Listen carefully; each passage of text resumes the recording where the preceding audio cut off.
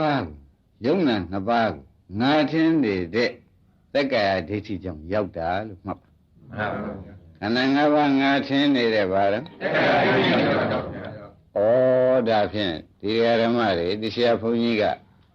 ဒီဟာကမှဖြိုင်ဖြုတ်မပြေးလို့ရှိရင်ဖြင့်အခုအလယ်လာပြီးတော်ကြနေရပြန်ကြမှာပဲမဆိုရိုက်ဘူးလား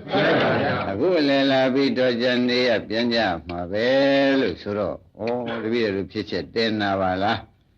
ဒီကမိတုံးကိုဖြင့်ဒါဖြုံးမရအောင်ဖြုတ်လိုက်မယ်ဆိုတဲ့အဓိပ္ပာယ်ကိုဖြင့်တဲ့မရအရယူပါလို့တိုက်တွန်းလိုက်ပါလေမရအရယူပါလို့နော်၎င်းတက္ကရာဒိဋ္ဌိမဖြုတ်ဖင်းတဲ့ဝိပဿနာလုပ်ခဲ့တော်လဲ